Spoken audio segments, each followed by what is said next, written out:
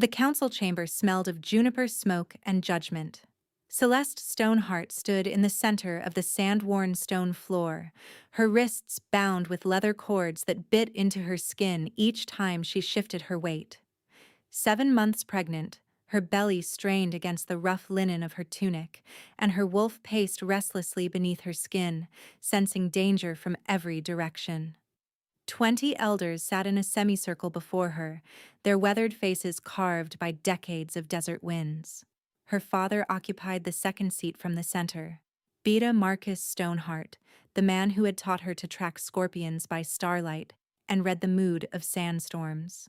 He stared at a point somewhere beyond her left shoulder, refusing to meet her eyes. The evidence is clear. Cain Valewood's voice rang through the chamber like a struck bell, confident and damning.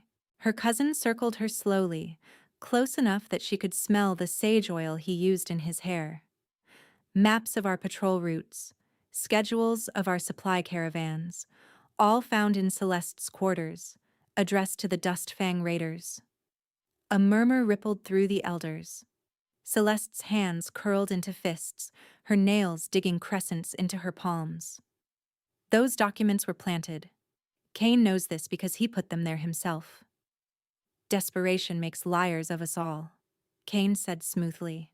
He paused before her, tilting his head with mock sympathy. It must be difficult, cousin. Carrying a child alone, abandoned by whatever male used you. Did you think gold from the raiders would buy you a new life somewhere else? Heat flooded Celeste's face. Fury, not shame. The father of her child had been a wandering healer who'd passed through their territory 8 months ago. He'd been kind, if forgettable, and had left before she'd even known she was pregnant. That was her business and no one else's, but Cain wielded it like a blade nonetheless. I saw you, she said, her voice steady despite the trembling in her legs.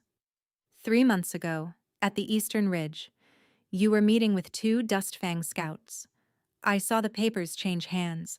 I saw the gold you pocketed. She lies to save herself. Cain turned to face the council, spreading his hands. What proof does she offer? Her word alone? While I have brought documents, testimony from witnesses who saw her behaving suspiciously. Witnesses you bribed or threatened. Cain's composure flickered just for an instant. Then he smiled, and the expression made Celeste's wolf snarl silently. The council will decide whom to believe, a loyal son of the pack, or a desperate woman carrying a bastard child. Elder Thorn, the council's leader, raised a gnarled hand for silence. His eyes, pale as bleached bone, fixed on Celeste with something that might have been regret. We have heard the evidence. We have heard the accused's defense. The council will vote. One by one, weathered hands rose. Guilty. Guilty. Guilty. Celeste watched each condemnation land like a physical blow, her breath growing shallow. When her father's hand rose, trembling but rising nonetheless, something inside her cracked along a fault line she hadn't known existed. Marcus. His name escaped her lips before she could stop it. Father. Look at me. For one agonizing moment, he did. She saw grief in his eyes and shame, and beneath it all the cowardice of a man who had chosen political survival over his own daughter. Then he looked away again, and Celeste understood that she had lost him long before this moment. Celeste Stoneheart, Elder Thorn intoned, you are stripped of your rank and cast out from the Sunstone Pack. You have until dawn to leave our territory. If you are found within our borders after sunrise, your life is forfeit. And my child? The words scraped her throat raw. You would condemn an innocent. Your child shares your fate. Thorn's voice held no mercy. The sins of the mother pass to the blood she carries. Celeste's wolf howled inside her skull, a sound of pure anguish. She had known this might happen, had feared it from the moment Cain's accusations began, but hearing it spoken aloud made it terrifyingly real. 2 warriors stepped forward to escort her out. Cain intercepted them, waving them back with an easy smile. Allow me. Family should see family off after all. His grip on her arm was bruising as he guided her through the sandstone corridors she had walked since childhood. Past the kitchens where old Mira had slipped her honey cakes. Past the training yards where she had earned her warrior marks. Past everything she had ever known. At the settlement's edge, where the last torches gave way to endless dark desert, Cain leaned close to her ear. His breath was hot against her skin. "You should have kept your mouth shut about what you saw," he whispered. "Now you'll die out there, and your little bastard with you. The coyotes will scatter your bones, and no one will remember Celeste Stoneheart at all." She turned her head to look at him, meeting his pale eyes with all the fury she could muster. "If I survive, I will destroy you." Cain laughed. "You won't survive. No one does. But I admire the fire." His hand moved to her swollen belly, pressing just hard enough to make her flinch. "Walk fast, cousin. The predators hunt before dawn." He shoved her forward, and she stumbled into the darkness beyond the torchlight, catching herself before she fell. When she looked back, Cain was already walking away, his silhouette swallowed by the warm glow of home. Celeste stood alone in the cold desert night, 7 months pregnant, with nothing but the clothes on her back and a death sentence hanging over her head. The wind cut through her thin tunic like a blade. Above, the stars wheeled in their ancient patterns: the hunter, the mother wolf, the crown of kings, the crown of kings. She stared at it, her wolf suddenly alert. The constellation that marked the direction of the Northern Kingdom, 3 days' journey across the most brutal stretch of the Ashwind Desert. Alpha King Griffin Ironhold ruled there. Stories painted him as merciless, cold, a king who had unified the northern packs through strength and fear. No one petitioned his court without cause, and few who did walked away unchanged. But he was powerful enough to challenge even the desert councils, powerful enough to grant sanctuary that no one could revoke. Her hand pressed against her belly, where her daughter, she knew somehow that she carried a girl, shifted restlessly. "Whatever happens to me," she thought, "you will live. I swear it on the stars of our ancestors." Celeste began to walk. The first day nearly killed her. The desert, which she had loved her entire life, became a relentless enemy under exile's terms. Without supplies, she could only travel by night and huddle in whatever shade she could find during the brutal daylight hours. Her throat cracked and bled from thirst until she found a hidden spring that her wolf remembered from childhood explorations. She drank until her stomach cramped, then forced herself onward. The second day, she began seeing things. Her mother, who had died in childbirth 14 years ago, walking beside her in the moonlight. Cain's smiling face in every shadow. Once, horrifyingly, her father calling her name from somewhere behind her. But when she turned, there was only empty sand. By the third night, her feet were raw and bleeding, her lips split and swollen. The baby had gone still hours ago, and Celeste could not tell if she was unconscious or if something far worse had happened. She kept walking because stopping meant dying, and she had made a promise to her daughter. She did not recognize the border crossing. One moment there was sand beneath her ruined feet, and the next there was pine needles, soft and fragrant with resin. The air changed, cooling against her fevered skin. The stars seemed brighter here, closer, as if the heavens themselves leaned down to witness her arrival. "Hold." A male voice, sharp with authority. "Identify yourself, or face the consequences." Celeste tried to speak, but only a croak emerged. She swayed on her feet, her vision swimming. Dark shapes materialized from between the trees, wolves in human form, their eyes gleaming with reflected moonlight. Guards. Northern Kingdom guards. One of them stepped closer, a torch held high.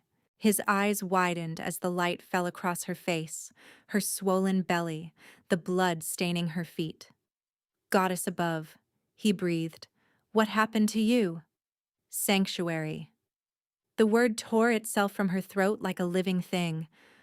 I, I need to see your king, please. My daughter. Her knees buckled. The ground rushed up to meet her, but strong arms caught her before she could fall. And somewhere in the chaos of shouting voices and running feet, Celeste heard one phrase repeated again and again. Bring her to the king. Now. She let herself fall into darkness, trusting that the stars had guided her true. Celeste woke to warmth. For a disorienting moment she thought she was home, that the trial had been a fever dream, that she would open her eyes to find her father sitting beside her bed, his rough hand smoothing her hair the way he'd done when she was a child sick with sand lung. But the sheets beneath her were too soft, the air too cool, and the scent was all wrong. Pine and snow and something else, something deeper that made her wolf lift its head with sudden, sharp attention. She opened her eyes. The chamber was larger than any she'd ever slept in. The walls built of dark stone rather than sandstone, the ceiling high enough to lose itself in shadow. Furs covered the bed she lay in, thick and luxurious, and a fire crackled in a massive hearth across the room. Someone had changed her clothes. She wore a soft linen shift now, clean and warm against her skin. Her feet, she realized when she shifted them experimentally, had been bandaged with careful precision. But none of that mattered, because there was a man standing at the window with his back to her, and everything in Celeste's body went absolutely still. He was tall. That was her first coherent thought. Tall and broad-shouldered, his dark hair falling just past his collar, his posture carrying the unmistakable weight of command. Even from behind, even motionless, he radiated power like heat from a forge. Her wolf, which had been quiet for 3 days of desperate travel, suddenly surged against her skin with an intensity that stole her breath. "You're awake." His voice was low, rough-edged, carrying an authority that expected immediate compliance. He didn't turn around. "The healers said you would sleep for another day at least. They underestimated desert stubbornness, it seems." Celeste pushed herself upright, ignoring the protest of her exhausted muscles. Her hand went automatically to her belly, and relief crashed through her when she felt movement. Weak, but there. Her daughter was alive. "My baby is fine." Now he did turn, and Celeste's world narrowed to a single, impossible point. He was beautiful in the way that storms were beautiful, dangerous and inevitable, and utterly without mercy. Sharp cheekbones, a jaw that could have been carved from granite, and eyes the color of winter steel. Those eyes swept over her with an assessment that missed nothing: her defensive posture, her protective hand, the way her chin lifted despite her obvious weakness. Something flickered across his face. Recognition, maybe, or confusion. His brow furrowed slightly, and he took a single step toward her. The bond hit Celeste like a sandstorm. Heat flooded her chest, so sudden and intense that she gasped aloud. Her wolf didn't just stir. It howled, pressing against her consciousness with desperate urgency, a single word echoing through every fiber of her being. Mate, mate, mate. The sensation spread through her veins like wildfire, making her skin prickle with awareness, making her breath come short and sharp. She could feel him somehow, feel the edges of his presence brushing against something deep inside her that she hadn't known existed. No, no, this was impossible. This cold, merciless king could not be. Griffin Ironhold went rigid.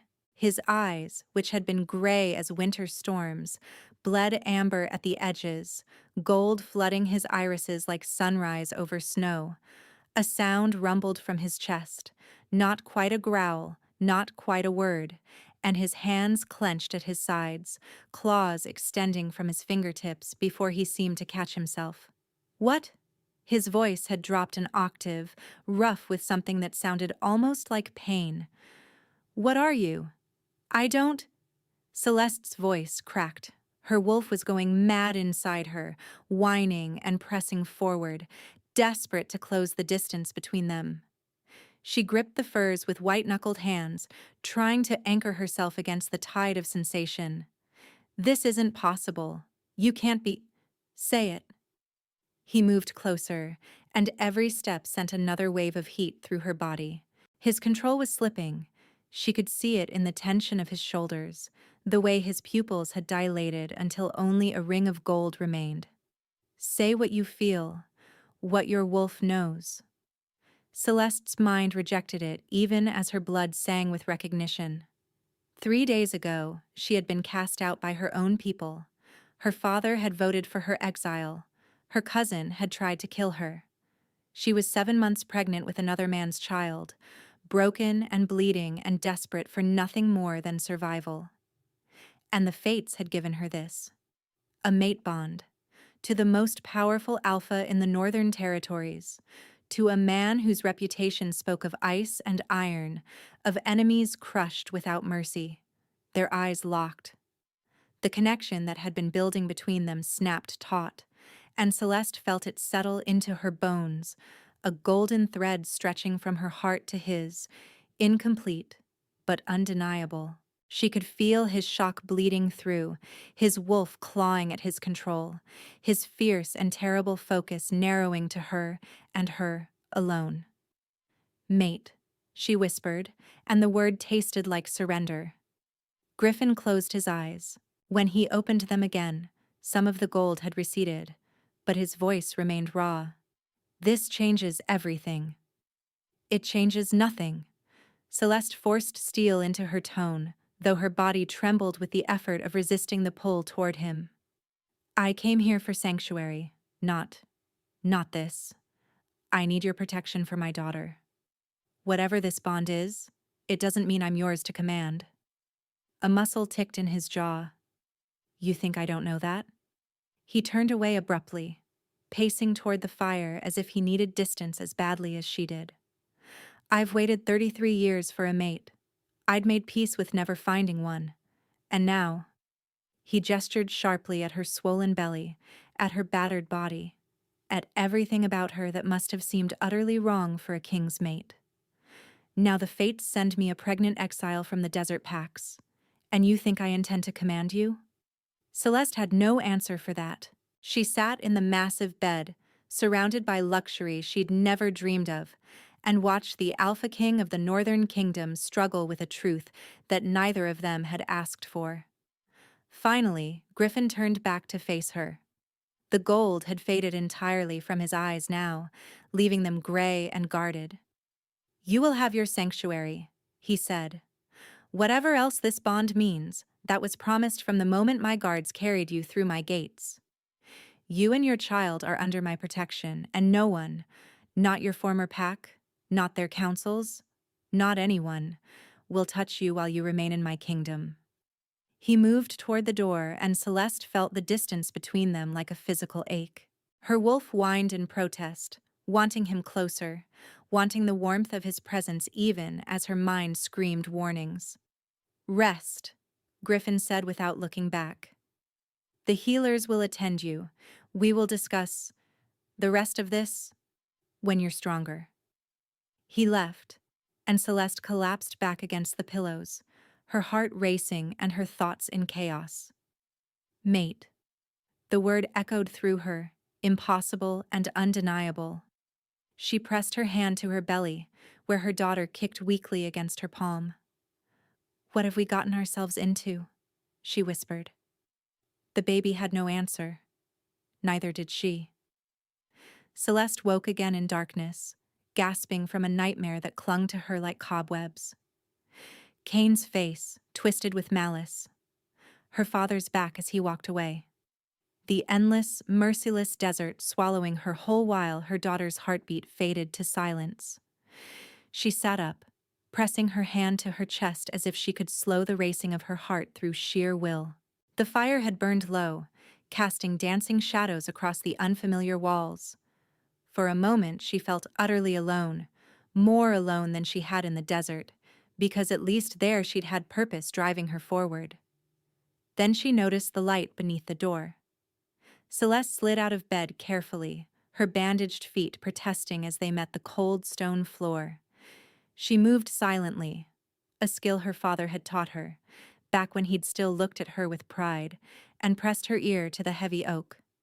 Breathing, slow and steady, the rhythm of someone forcing themselves to remain awake. And beneath it, barely audible, the tap of claws against stone. Restless, pacing. She opened the door. Griffin Ironhold sat on the floor with his back against the opposite wall, his long legs stretched before him and his head tipped back against the stone. He wore only a loose linen shirt and dark trousers, his feet bare, his hair disheveled as if he'd run his hands through it 100 times. A cup of something steaming sat beside him, forgotten. At the sound of her door, his eyes snapped open. He was on his feet in an instant, moving with a predator's grace that made her wolf purr with involuntary approval.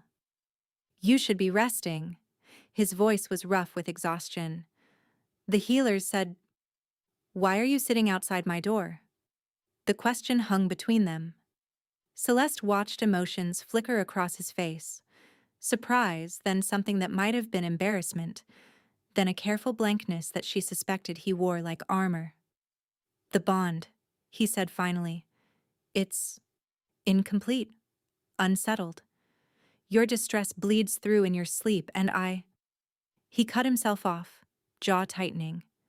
"You can feel my nightmares?" Echoes of them. He looked away, and in the dim light she caught the dark circles under his eyes. "I thought that if I stayed close, it might ease the connection, allow you to rest more peacefully." Celeste stared at him. This was the ruthless Alpha King the stories warned about? The merciless ruler who crushed his enemies without hesitation? He'd spent the night sitting on a cold stone floor because he could feel her fear through their bond and thought his presence might help her sleep. "You could have come inside," she said slowly, "demanded that I accept the mating.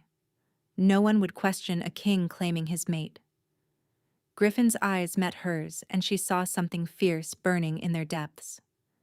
"You came to me desperate and injured, carrying a child and fleeing injustice. What kind of male would I be if I used your vulnerability against you?" He bent to retrieve the cup beside him, then held it out to her. "Here.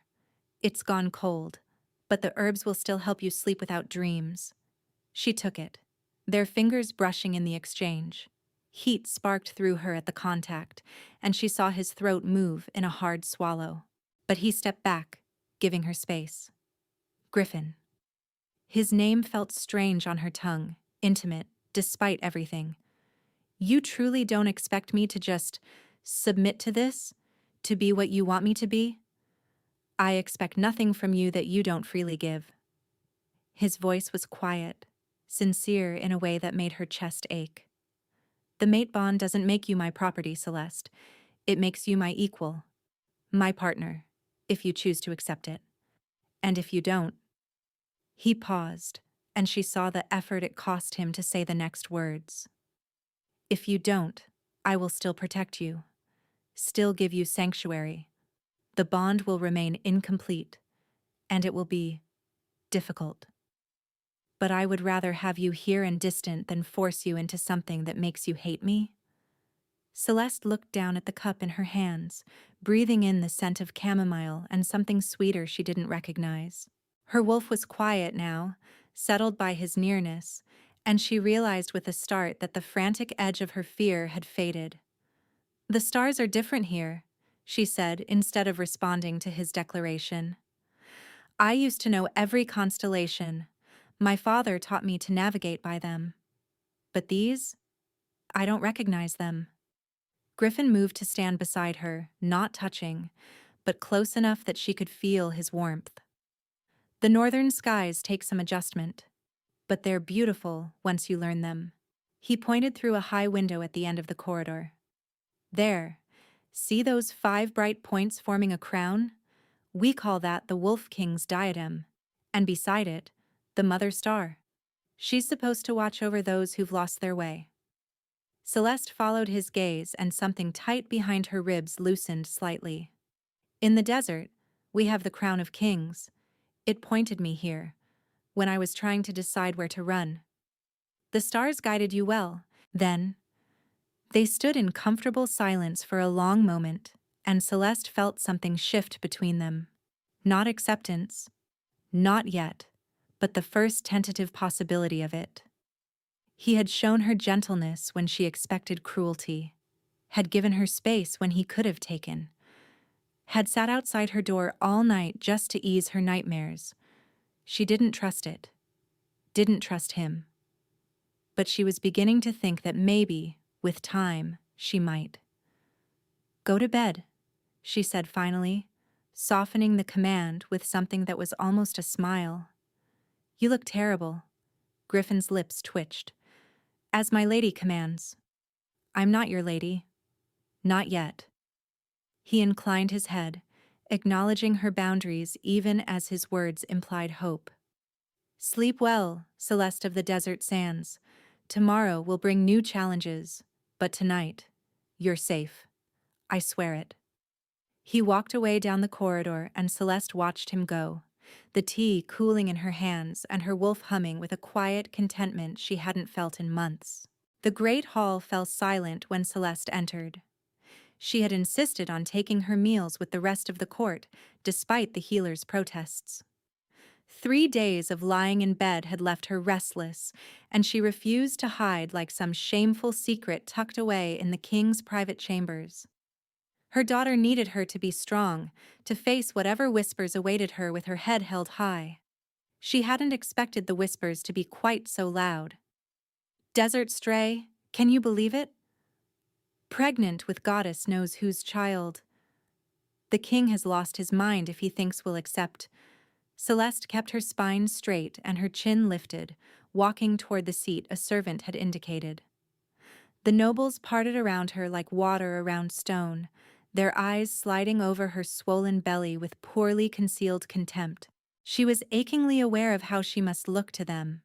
A pregnant outsider in borrowed clothes, her desert-darkened skin marking her as foreign, her very presence an affront to their expectations of what their king's mate should be.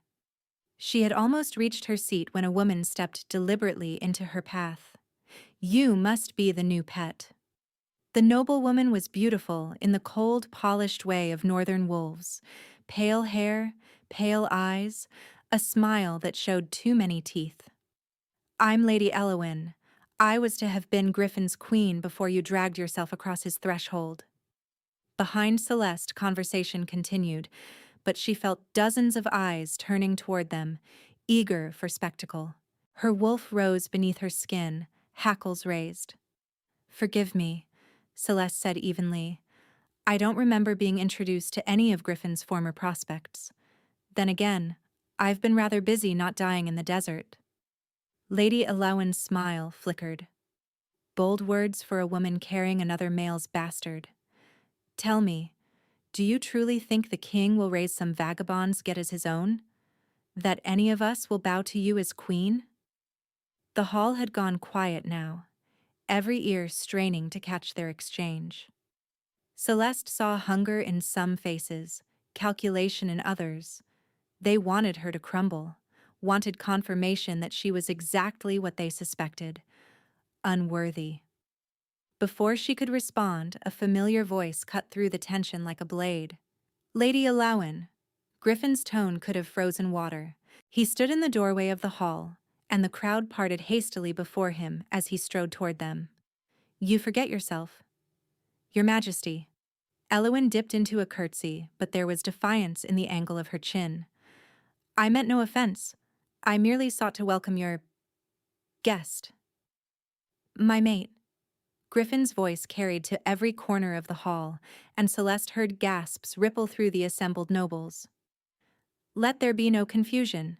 Celeste Stoneheart is my fated mate, recognized by the ancient bonds. Her child will be raised as my own heir, with all the rights and protections that title affords. Anyone who disrespects her disrespects me. His hand closed over Celeste's elbow, gently, asking rather than demanding, and she allowed him to guide her toward the high table at the head of the hall. Her heart was hammering, but she kept her face composed. "Griffin," she murmured as they walked. "I can fight my own battles." "I know." His voice was low, meant only for her ears. "But you shouldn't have to. Not here.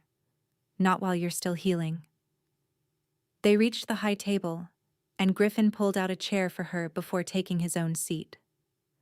The hall slowly resumed its murmur of conversation, but Celeste felt the weight of attention on her like a physical pressure.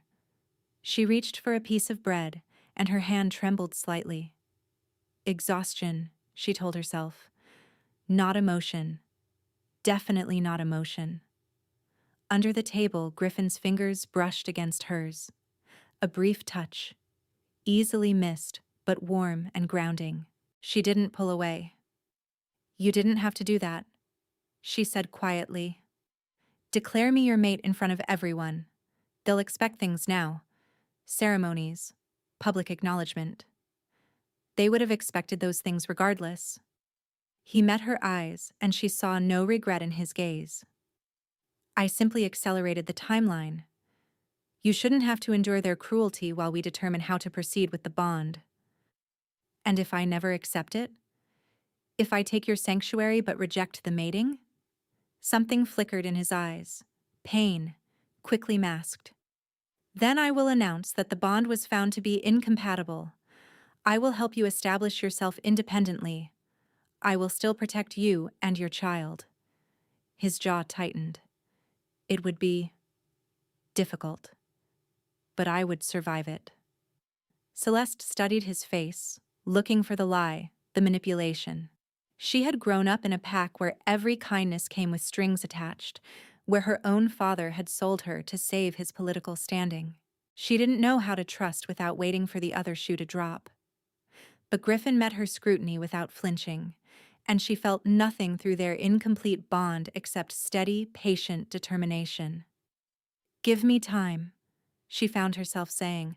Don't let me become your weakness. But give me time to understand what this could be. You have all the time you need." He said it like a vow, and somehow, impossibly, she believed him. Across the hall, Lady Alawen watched them with narrowed eyes, and Celeste knew that the challenges were only beginning.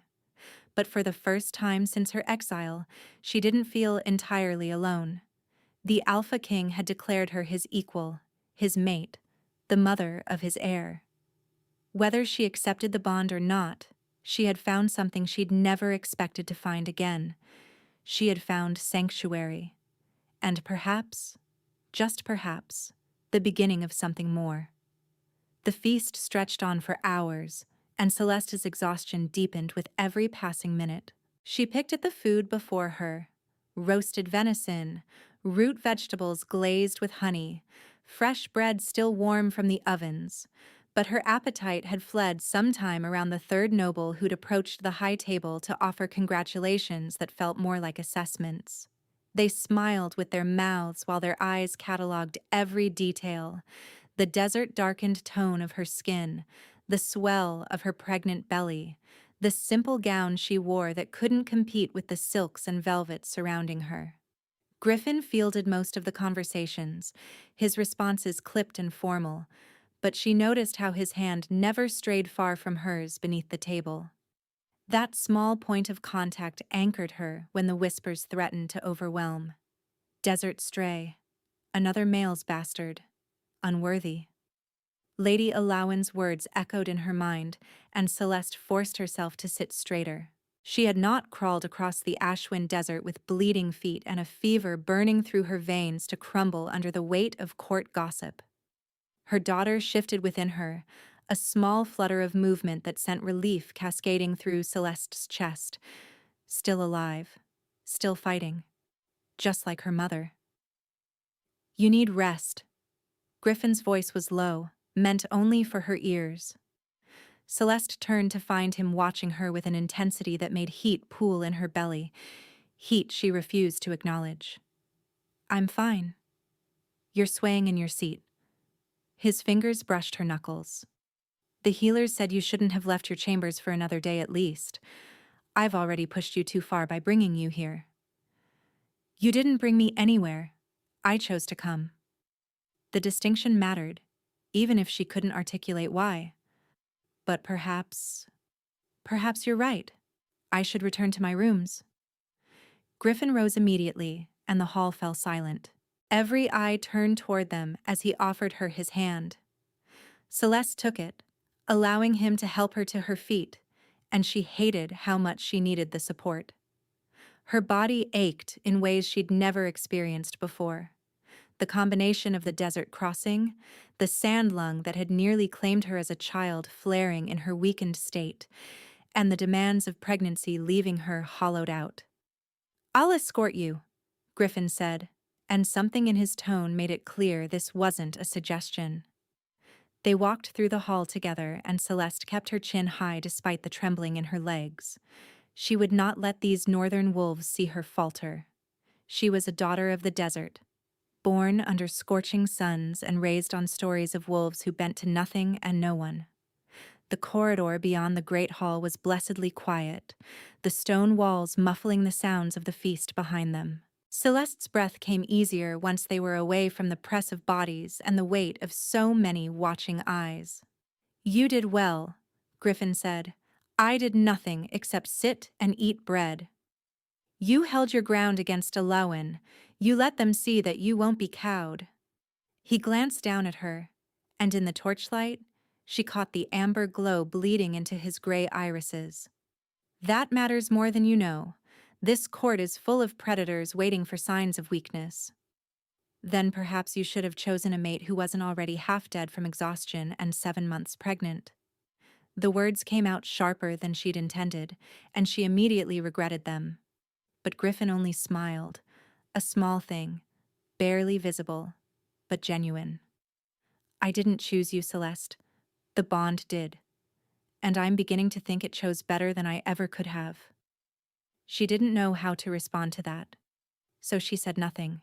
They walked in silence through the winding corridors of the keep, and Celeste tried to memorize the path.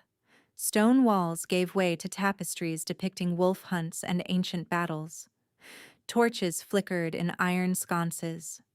Everything here was gray and cold and utterly foreign to the sun-baked sandstone and open skies of her homeland. But it was safe. For now, it was safe. They reached her chambers, and Griffin paused outside the door. "I'll have food sent up in case you wake hungry, and the healers will check on you in the morning." "Griffin?" She caught his sleeve before he could turn away. "Why are you doing this? Truly. You could have taken what you wanted. The bond gives you rights." "The bond gives me nothing I haven't earned." His voice hardened, and she saw a flash of something dangerous in his eyes.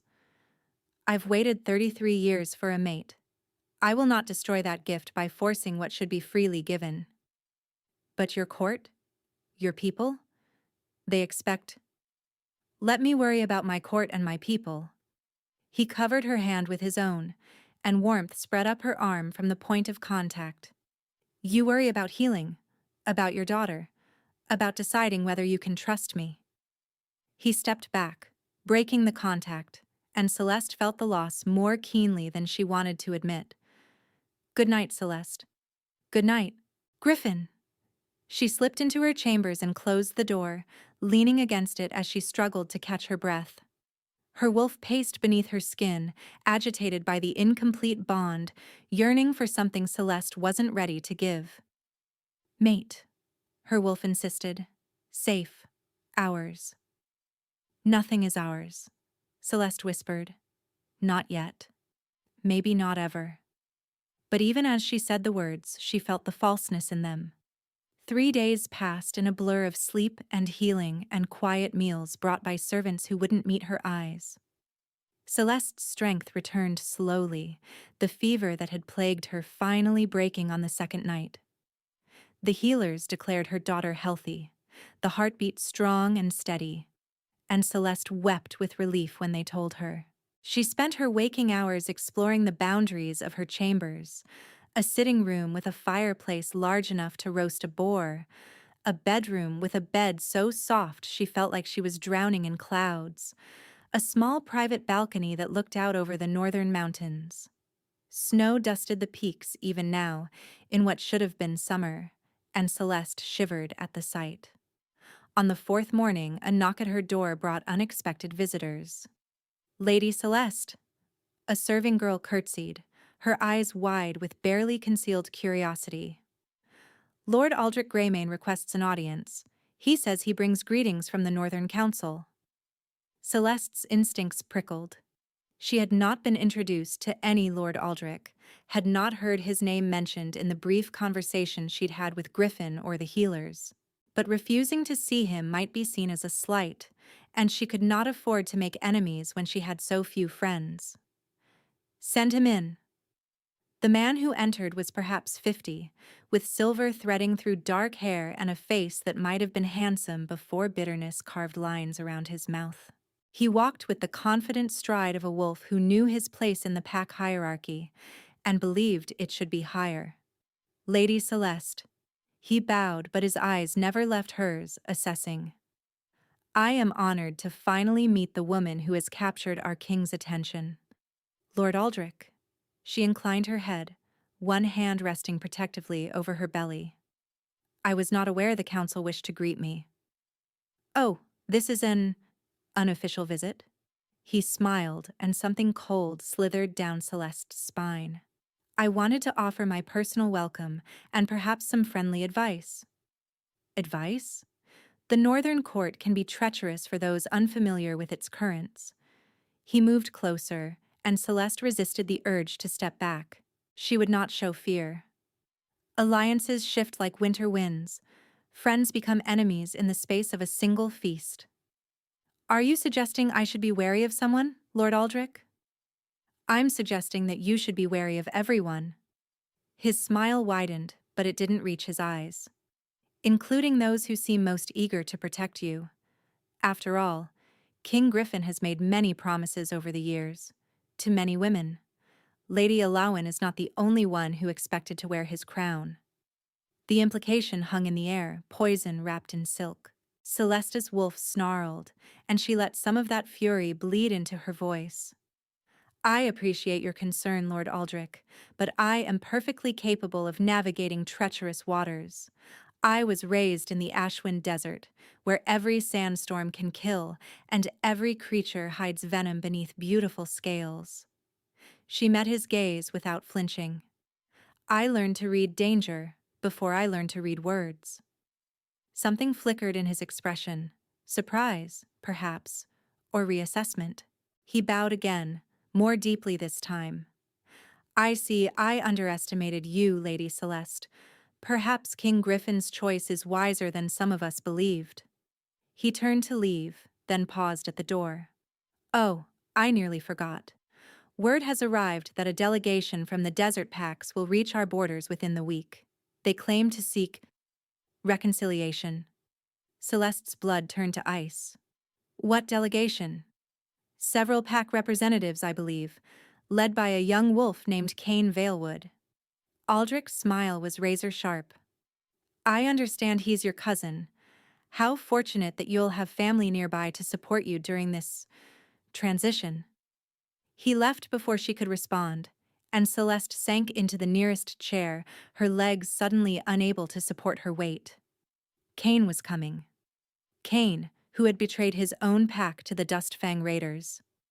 Cain, who had planted evidence in her quarters and watched with satisfied eyes as the council stripped her of everything. Cain, who had given her the scar on her ribs when she'd caught him meeting with the scouts at the Eastern Ridge, who had held a blade to her throat and promised that if she ever spoke of what she'd seen, he would carve the baby from her belly.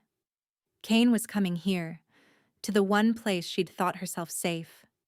Celeste's hands trembled as she pressed them against her stomach, feeling her daughter move within her. The child seemed agitated, responding to her mother's fear, and Celeste forced herself to breathe slowly, deliberately, the way her father had taught her when she was young and afraid of sandstorms. He cannot hurt you here, she told herself. Griffin will protect you. The bond? But even as the thought formed, doubt crept in. Lord Aldrich's words echoed in her mind. Alliances shift like winter winds. Friends become enemies. What if Griffin didn't believe her about Cain?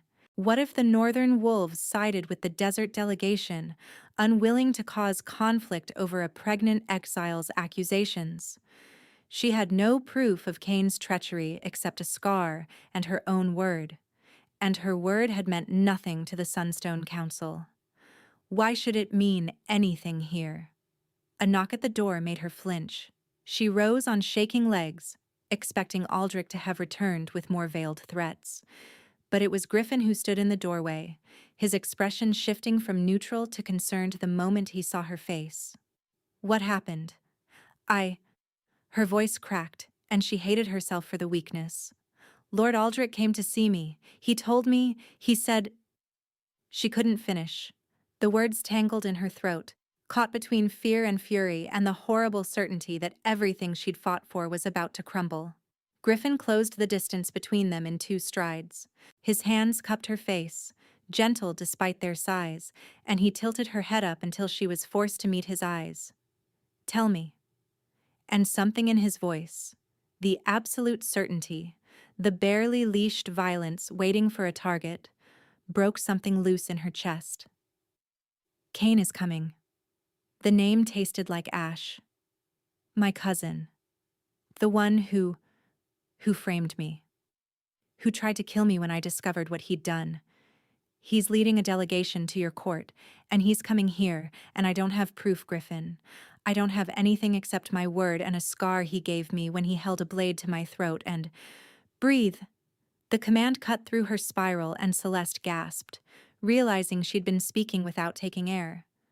Griffin's thumb stroked along her cheekbone, impossibly gentle, and she felt warmth pulse through their incomplete bond, not intrusive, not demanding, just present, steady, an anchor in the storm. "Tell me everything," he said. "From the beginning. I want to know exactly what this Cain Valewood did to you." So she told him.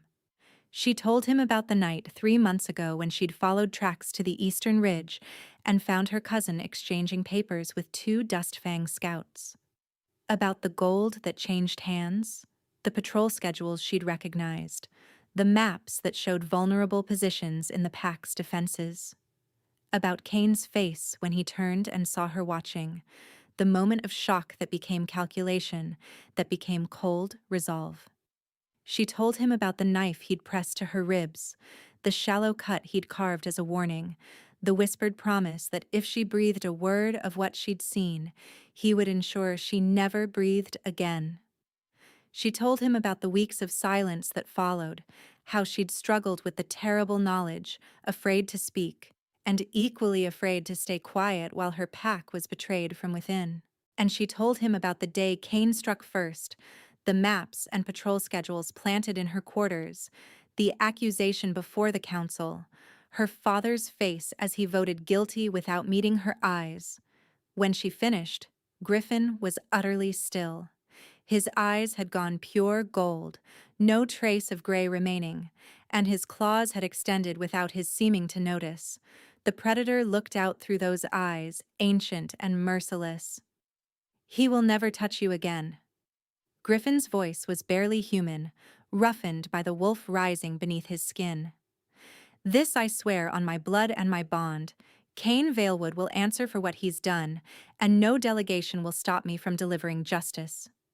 "You believe me?" The question came out small, and she hated that she had to ask. But she'd been called a liar so many times, by the council, by her father, by the pack that had raised her, that she no longer trusted anyone to see the truth. Griffin's expression softened, just slightly. "I believe you. I felt your terror through the bond when you spoke his name. I feel it now, the way your heart races, the way your wolf cowers at the memory of his threat." He released her face and took her hands instead, cradling them between his palms. "You are my mate, Celeste. Your truth is my truth. Your enemies are my enemies. And when Cain Valewood walks into my court expecting to finish what he started, he will find that the prey he thought to hunt has become a queen with an alpha king at her side." Celeste stared at him, searching for the lie, the manipulation, the inevitable betrayal. But all she found was fierce, unwavering conviction. And despite everything, despite the years of learned distrust, the fresh wounds of exile, the certainty that kindness always came with a price, she believed him. The week passed in a blur of preparation and dread. Celeste forced herself to eat, to rest, to let the healers monitor her daughter's growth. But every moment felt stretched thin with anticipation. Griffin had doubled the guards around her chambers and assigned 2 warriors, a mated pair named Rowan and Sage, to shadow her movements whenever she left her rooms.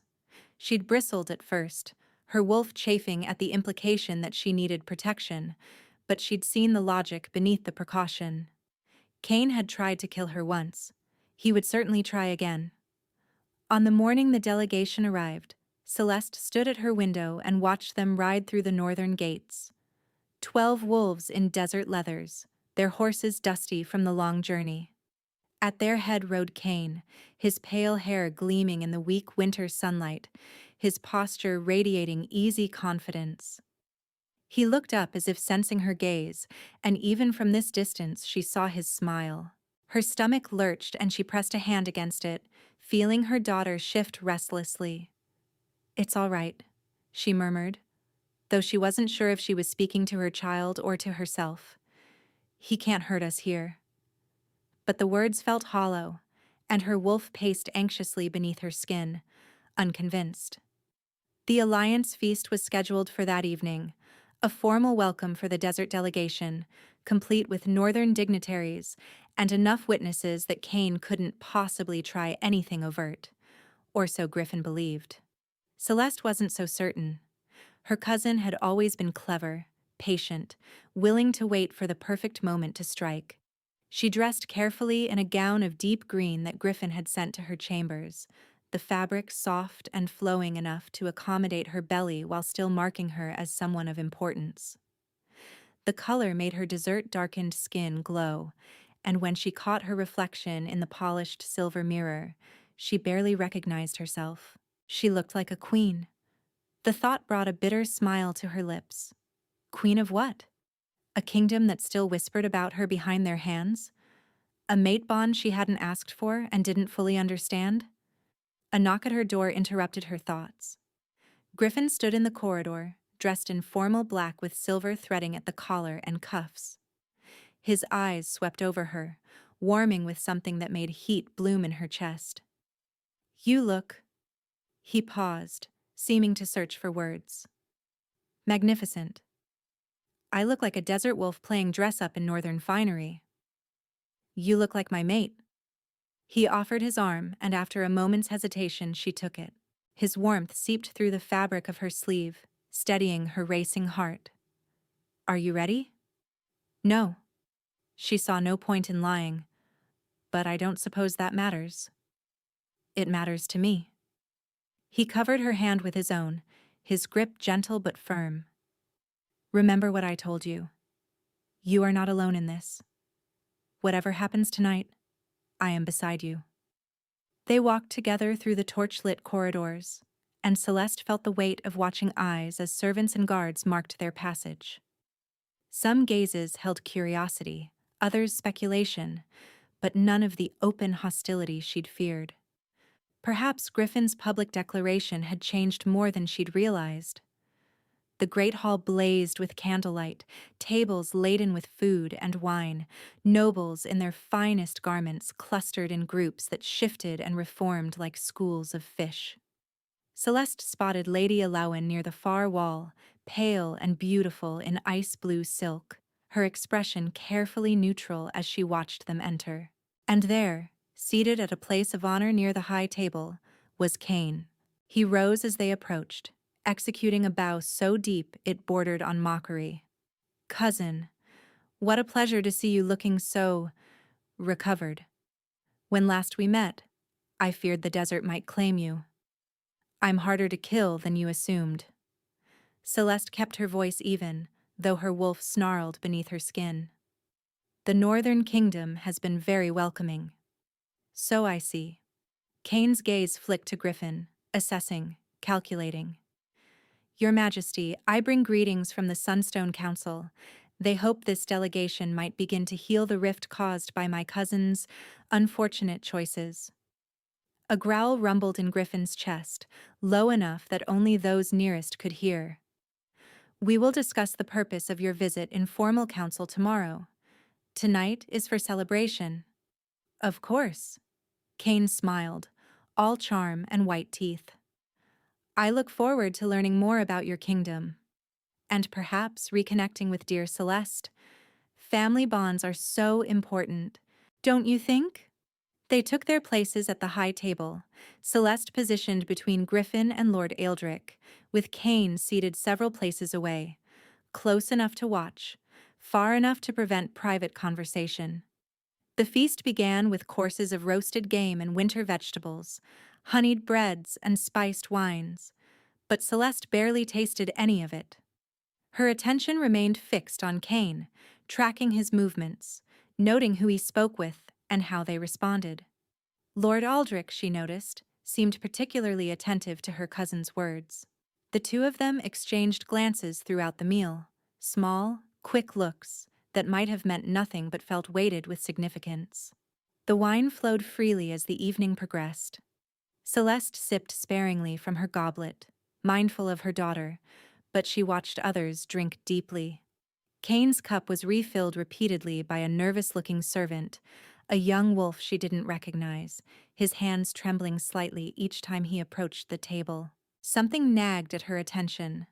The servant's scent, perhaps, carrying an undertone of fear that seemed excessive for simple nerves.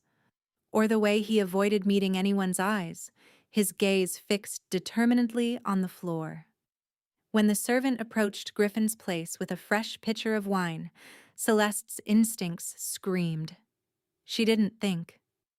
Her body moved before her mind caught up, lunging across the space between them with a speed that surprised even her. Her hand struck the goblet just as the servant began to pour, sending it spinning across the table in a spray of dark liquid. The hall fell silent. Celeste? Griffin's voice was sharp with concern. What? The wine. She was breathing hard, one hand pressed against her belly where her daughter kicked frantically.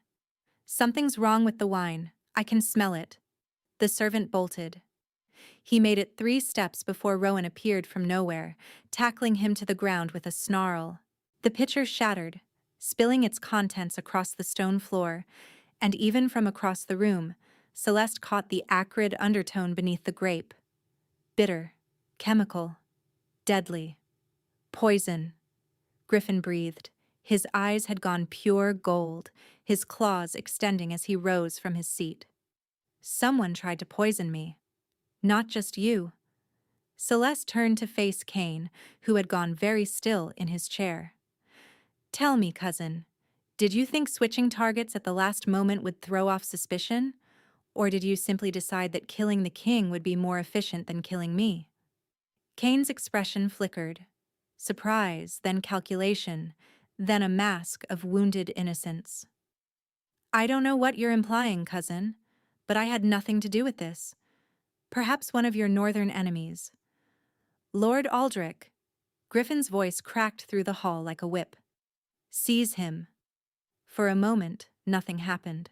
Then Aldrich moved, not toward Kane, but toward Celeste, a blade appearing in his hand with practiced speed. Griffin's roar shook the walls, but Celeste was already moving, her wolf surging forward with a ferocity that surprised them both. She caught Aldrich's wrist before the blade could find her belly, twisting with a strength born of desperation and maternal fury. The knife clattered to the floor, and she drove her elbow into his throat with enough force to send him staggering. Did you really think, she panted, that a desert wolf wouldn't know how to fight? Chaos erupted around them. Northern guards poured into the hall, surrounding the desert delegation, while Kane made a break for the nearest door. Griffin intercepted him with terrifying speed, one clawed hand closing around her cousin's throat and lifting him off his feet. Going somewhere? Griffin's voice was barely human, the predator fully in control. I think not. This is an outrage, Kane's composure cracked, fear bleeding through his practiced charm. I am a representative of the Sunstone Pack. You cannot. I can do whatever I wish in my own kingdom. Griffin's grip tightened, drawing a wheeze from Kane's throat. And you have just committed treason against my mate and my crown. She's lying. Kane's voice rose to a desperate pitch. Whatever she told you, it's lies. She was the one who betrayed the pack. Enough. Celeste stepped forward, her voice cutting through the chaos with an authority she hadn't known she possessed. I invoke the truth-telling right. Here, before these witnesses, under the eyes of the ancestors, let Kane Valewood speak his truth, and let all present judge whether it rings false. A murmur rippled through the assembled wolves. The truth-telling right was ancient, sacred, and absolutely binding. No wolf could lie under its power without every witness knowing. Kane's face went white. You can't. That right hasn't been invoked in decades. Are you afraid? Celeste tilted her head, studying him with cold satisfaction. You should be. Griffin released Kane, letting him drop to his knees and stepped back. The gathered wolves formed a circle around them, northern and desert alike, their differences momentarily forgotten in the face of ancient law. Elder Thorne's pale-eyed face swam in Celeste's memory, but she pushed it aside. This was not the Sunstone Council chamber. This was not a court that had already decided her guilt before she spoke a word. This was justice, true and unforgiving, and she would see it done. Kane Valewood. Her voice rang through the silence like a struck bell. Did you meet with Dustfang raiders at the Eastern Ridge 3 months ago? Under the weight of the right, Kane's jaw worked, his face contorting as he tried to resist. But the power of the ancestors was absolute. Yes, he gritted out. The word dragged from his throat against his will. Did you sell them information about our pack's defenses in exchange for gold? Yes. Did you plant evidence in my quarters to frame me for your crimes? A vein throbbed in Kane's temple. Yes. Did you threaten my life when I discovered what you'd done? Did you cut me with your blade and promise to kill my child if I spoke? Yes. The word exploded from him like a curse. Yes, I did all of it. You should have died in the desert like you were supposed to. You should have been nothing, a disposable womb carrying a bastard child. But you just kept surviving, kept fighting, kept making everything more complicated. Silence fell, absolute and damning. Kane's chest heaved, his eyes wild with the realization of what he'd just confessed. The wolves around them stared, and Celeste saw the shift in their expressions. Disgust, fury, the cold judgment of pack law applied to a traitor. Griffin stepped forward, his claws gleaming in the candlelight. You sold your pack's secrets. You framed your own blood. You tried to murder my queen and your own cousin's unborn child. His voice was terrifyingly calm, the eye of a hurricane. Have you any final words? Kane's gaze found Celeste's, and in that moment she saw the cousin she'd grown up with, the boy who'd taught her to climb the red rock formations, who'd shared stolen sweets during harvest festivals, who'd become something twisted and unrecognizable, something that had to be stopped. She was supposed to be nothing, Kane whispered, and there was genuine bewilderment in his voice. Just a pregnant exile. How did she end up here? She walked. Griffin's claws pressed against Kane's throat. 3 days through the Ashwind Desert with bleeding feet and fever, carrying a child under her heart. She walked to my kingdom and refused to bow before my throne because she is stronger than you will ever understand. Celeste stepped forward, her voice steady despite the trembling in her hands. I am the desert's daughter, raised under stars that have watched our people for 10,000 years. I know the law of blood and sand, the price of betrayal, the justice that must be done. She met Griffin's eyes, saw the question there, and gave her answer with a single nod. End it. Griffin's claws tore through Kane's throat in one clean motion. Her cousin crumpled to the floor, blood pooling beneath him, and Celeste waited for the grief to hit. For the horror of watching someone she'd known her entire life die before her eyes. But all she felt was a strange, hollow peace, as if a wound she'd been carrying for months had finally begun to close. Lord Aldrich, still struggling against the guards who'd seized him, let out a howl of rage. "You'll pay for this. The Desert Pacts will... The Desert Pacts will do nothing." Griffin's voice cut through Aldrich's protests like a blade. "They sent a traitor to treat with me, and that traitor has been executed according to ancient law. Any pack that objects may take the matter up with my army."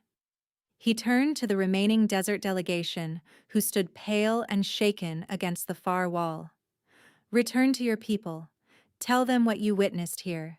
Tell them that Celeste Stoneheart has been vindicated, her name cleared of all false charges. And tell them that she is now Queen of the Northern Kingdom, mate to Alpha King Griffin Ironhold, and any threat against her will be answered with fire and blood."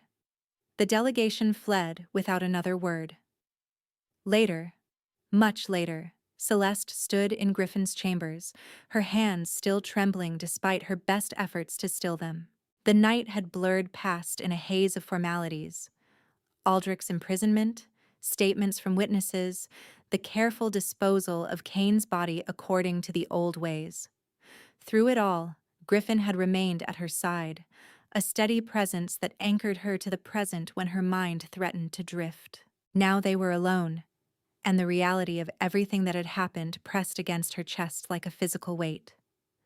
"You're shaking." Griffin's voice was soft as he approached, his movements careful, giving her space to retreat if she needed it. "Celeste, I killed him." The words tasted strange in her mouth. "I gave the order. I watched him die." "You delivered justice." He stopped an arm's length away, close enough that she could feel his warmth but not quite touching. "There's a difference." "Is there?" She looked up at him, searching his face for judgment and finding none. "He was my cousin, my blood, and You protected yourself, your daughter, your pack. Because that's what we are now, Celeste. Pack. Family."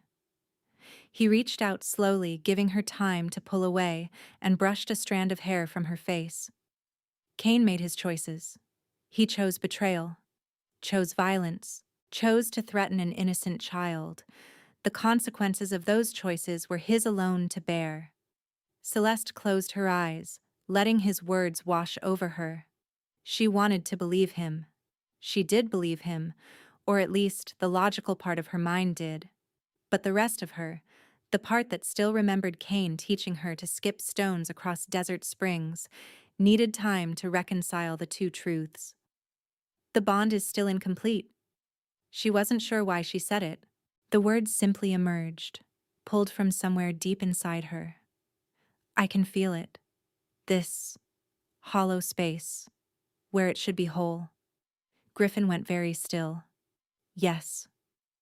I don't want it to be hollow anymore." She opened her eyes, meeting his gaze with a certainty that surprised her. "I spent the last 3 months feeling like half of myself had been carved away. My pack, my father, my home. Everything I thought I knew turned out to be fragile, breakable. But this..." She pressed a hand against her chest, where the bond hummed with potential. "This feels real. You feel real. And I'm tired of being afraid of things that feel real." Griffin's eyes blazed gold, but he held himself in check, his voice rough when he spoke. "Celeste, be certain. The marking bond cannot be undone. Once I claim you, once you claim me, we are tied until death and beyond. I will not take this from you if there is even a shadow of doubt in your heart." "There's no doubt." She stepped closer, close enough that she had to tilt her head back to maintain eye contact. "You believed me when no one else would. You stood beside me when you could have cast me out. You called my daughter your heir before you even knew if I would accept the bond." Her hand found his chest, feeling the rapid thunder of his heart beneath her palm. You're asking me to be certain? I've never been more certain of anything in my life. A sound escaped him. Half growl, half something far more vulnerable. His hands cupped her face with exquisite gentleness, thumbs tracing along her cheekbones, and he leaned down until his forehead rested against hers. Then I claim you, he whispered, as my mate, my queen, my equal in all things. Before the ancestors and the stars and every power that watches over our kind, I claim you. His lips brushed hers once, soft and questioning, and when she pressed into the kiss, he deepened it with a hunger that stole her breath. His hand slid into her hair, cradling her skull, and Celeste felt the bond between them pulse with desperate yearning. So close to complete, so close to whole. When they finally broke apart, both gasping, his eyes had gone full gold and his claws pressed lightly against her scalp. May I? His voice was barely human, the wolf bleeding through every syllable. Celeste, I need to hear you say it, please. In answer, she tilted her head, baring the curve of her neck where it met her shoulder. Yes, mate. Yes. His teeth found her skin. The first pierce of pain made her gasp, sharp and immediate. But almost before she could register it, the sensation transformed into something else entirely. Warmth flooded through her veins, radiating from the bite like sunlight breaking through storm clouds. She felt the bond between them rip open, no longer a hollow thread but a golden river, carrying his emotions into her and hers into him. Joy and fear, and fierce protectiveness, and a love so vast it made her dizzy. She felt his wonder at her strength, his rage at everyone who had hurt her, his tender awe at the child growing beneath her heart, a child he already loved with the ferocity of a true father. She felt 33 years of loneliness crumbling to dust, replaced by a certainty that settled into his bones like coming home. And beneath it all, thrumming like a second heartbeat, mine, mine, mine. When Griffin released her, his mouth stained with her blood, his eyes held tears he didn't seem aware of shedding. Celeste, he breathed, her name a prayer on his lips. But she wasn't finished. She pulled him down to her level, ignoring the ache in her neck, and found the curve of his shoulder with her own teeth. Her bite wasn't gentle, couldn't be, not with her wolf surging forward, demanding that she stake her claim as thoroughly as he had staked his. Griffin shuddered beneath her, a sound escaping him that was pure wolf. Surrender and triumph tangled together. His blood touched her tongue, copper and pine and something she had no name for except mate, and the bond between them roared into completion. Mine, she thought, and felt his answer echo back. Yours, always. They held each other as the bond settled, golden threads weaving through every corner of their souls. Celeste pressed her face against his chest, listening to the steady rhythm of his heart, and felt her daughter kick as if in approval. She likes you, Celeste murmured, the words muffled against his shirt. Griffin's hand found her belly, spreading warm and protective over the swell. I will spend every day of my life earning that honor. Both of you. I will spend forever earning you. You already have. She looked up at him, seeing her mate, her king, her partner, her home, and smiled. You already have. 2 months later, Celeste stood on the balcony of the northern keep, watching dawn break over the mountains. Her daughter slept in a cradle nearby, wrapped in blankets embroidered with both northern pines and desert suns. They had named her Aurora, for the light that guided them both through darkness. Griffin appeared beside her, his arms wrapping around her waist, his chin resting on her shoulder. The mate bond hummed between them, warm and settled and utterly unbreakable. There's a letter, he said quietly, from your father. Celeste stiffened, then made herself relax. What does it say? He asks for your forgiveness. He says he knows he doesn't deserve it, but he hopes. He hopes that someday you might allow him to meet his granddaughter. She was quiet for a long moment, watching the sun paint the snow-capped peaks in shades of rose and gold. The wound her father had dealt her was deep, might never fully heal. But Aurora deserved to know where she came from. All of it. The desert and the north alike. Tell him. Tell him that forgiveness takes time. She turned in Griffin's arms, meeting his eyes. But perhaps. Someday. Not yet. But perhaps. Griffin pressed a kiss to her forehead. I'll write him. Below, in the courtyard, wolves were gathering for the morning hunt. Northern wolves, yes, but also a handful of desert wolves who had followed the delegation's report back to the kingdom. Wolves who had heard what Celeste had done, how she had stood before a court that wanted to destroy her and spoken truth until it could not be denied. They had come seeking a queen worth following, and they had found her.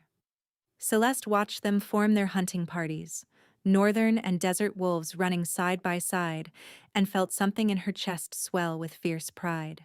She had been cast out, condemned, left to die in the sands she loved.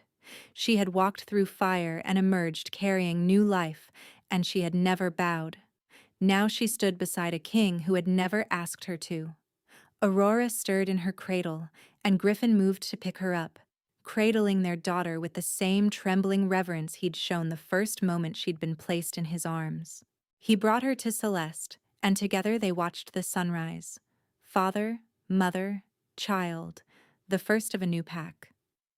I love you, Griffin said quietly, the words still unfamiliar on his tongue after 33 years of silence, but growing more natural each day.